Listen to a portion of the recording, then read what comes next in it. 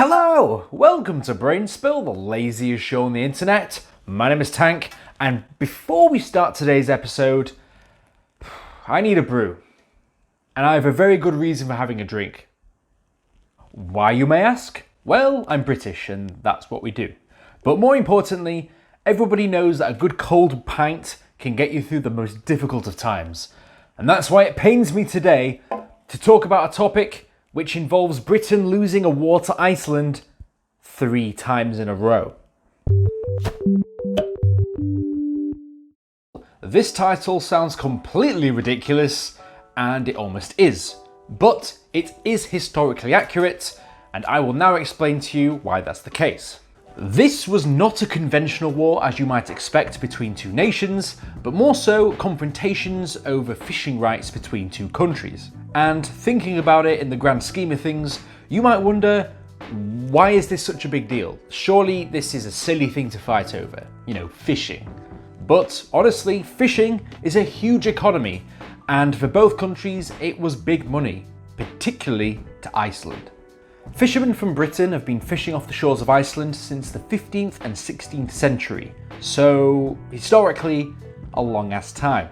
And every Briton knows that a staple part of our diet comes from fish and chips, and an essential part of fish and chips is cod.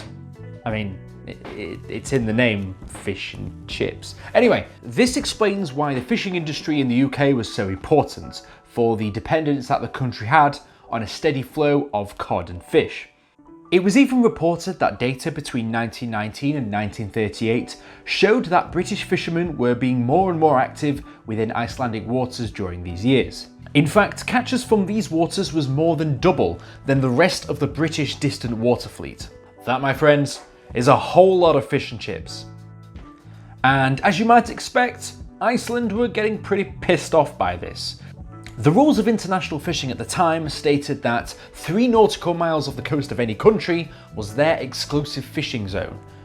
And Iceland, because they are cheeky buggers, decided to extend this by an extra mile.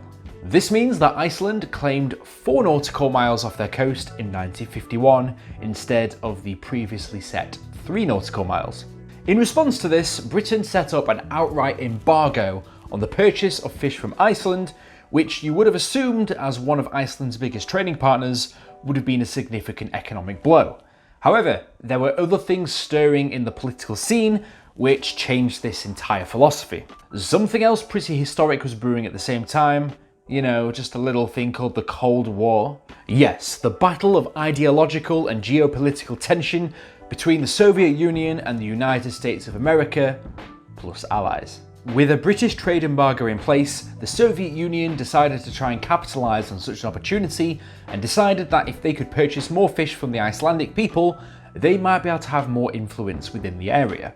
The US, understandably concerned by this, they also put their foot in the game and decided to start buying fish from Iceland as well, and the US by extension also brought in Spain and Italy into that market to purchase even more fish. This was understandably a massive concern for the US, not only because of the Soviet influence that was potentially going to be on the area, but also the fact that the US have an airbase in Iceland. So it's pretty important that they get on their good side. This gave Britain less and less influence in the fishing market, mainly because of the purchasing from the Soviet Union and the US, at the time the 2 biggest superpowers in the world. This means that Britain eventually conceded and gave Iceland the additional nautical mile that they asked for. I mean, what's 1 measly mile at the end of the day? I mean, come on, in the grand scheme of things, 1 mile, give them that, I guess. I mean, it's not like Iceland would get too big for their boots and try and push it even further than they already have.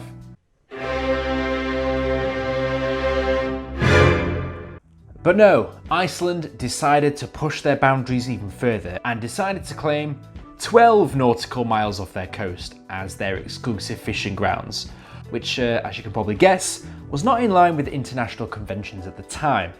And Britain were pissed off by this. This means war. Okay, battle stations everyone. You know what to do. We've been training the entire time for this. Our plan is to ignore the 12-mile nautical zone. Britain decided to keep fishing within the 12-mile zone, and generally not give a fuck because they assumed that this claim was illegitimate and nobody would seriously back Iceland up for this ridiculous fishing claim. They underestimated their resolve, however, because Iceland wasn't going to give up that easily. At the time, not only did all members of NATO disagree with this, but at the same time Britain started sending warships with their fishing trawlers in order to protect the fishing fleet within Icelandic waters. And the reality of the situation is Iceland could try and impose as many rules as possible, but enforcing those rules was a completely different story. I mean, Iceland had to go up against the Royal Navy, which was not an easy feat. The fact of the matter is that Iceland was both outnumbered and outgunned. There were in fact massive protests in Iceland over the fact that those pesky Brits were ignoring that 12-mile exclusive zone and carried on fishing within their waters. And on the 4th of September, an Icelandic patrol vessel decided to take on a British trawler until the Royal Navy arrived through HMS Russell and the two vessels collided within the sea. Over the next 2 years, both Iceland and Britain were looking at each other in disgust and decided to take a few potshots at each other, but nothing more really than that. The next big development was that Iceland threatened to pull out of NATO unless Britain conceded to their demands of a 12-mile nautical fishing zone. If this did happen, this would have had a significant impact on the effectiveness of the Western powers, especially because of the fact that the US airbase is based in Iceland. Plus, you know, there's the whole Cold War thing still going on. Eventually, Britain conceded and withdrew their fishing vessels within the 12-mile zone after being mediated through NATO.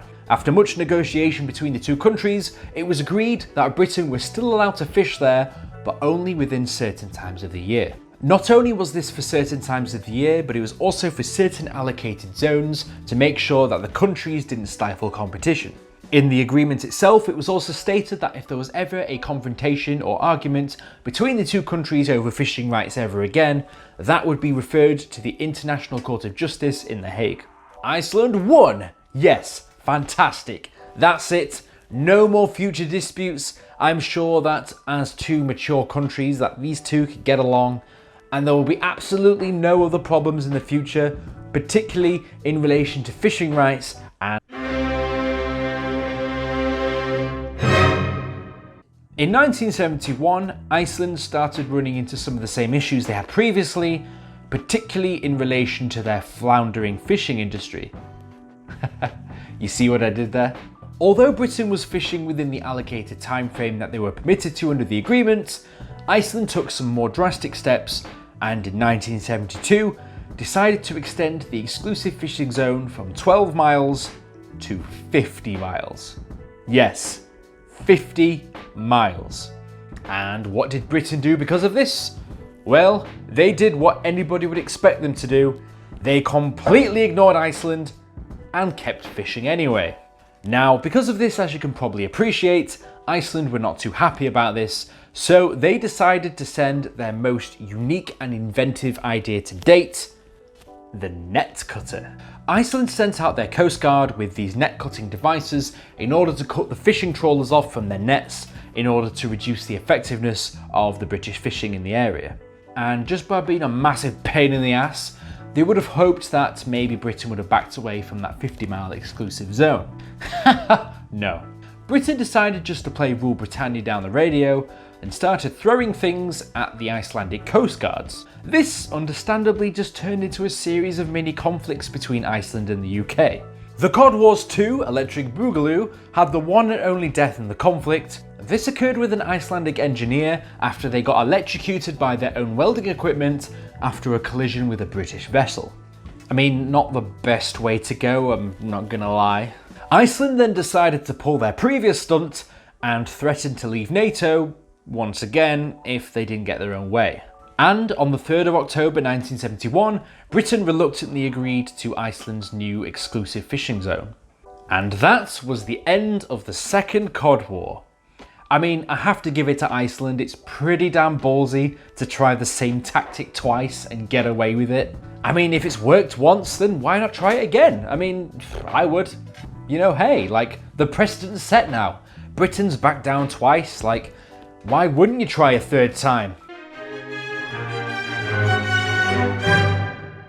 Iceland in 1975 decided to expand their exclusive fishing zone to 200 nautical miles off their coast. Yeah, it was originally 3 and now it's 200. 200 miles!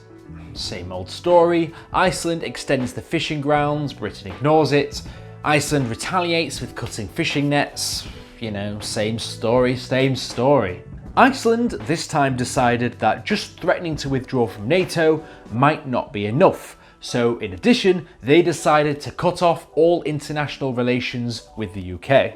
Now, although Iceland is very much pro-Western, their membership to NATO is dependent on the fact that Iceland gets a favourable trade deal in relation to fishing rights. Ultimately, it was implied that if Iceland didn't get their own way, they would pull out of NATO. And you have to bear in mind, we are still in the middle of a big Cold War.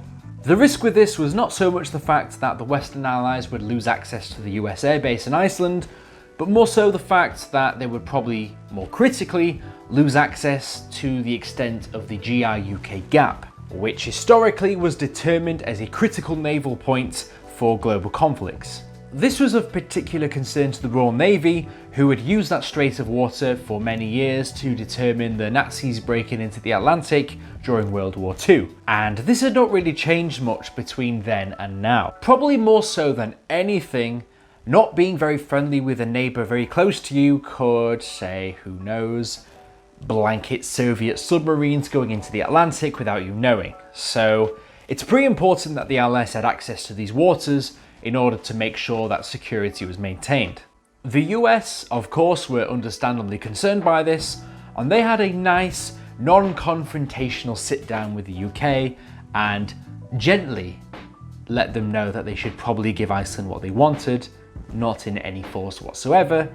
And of course the outcome was that the UK agreed and gave Iceland what they wanted, and probably not because of the fact that they were probably forced to do so.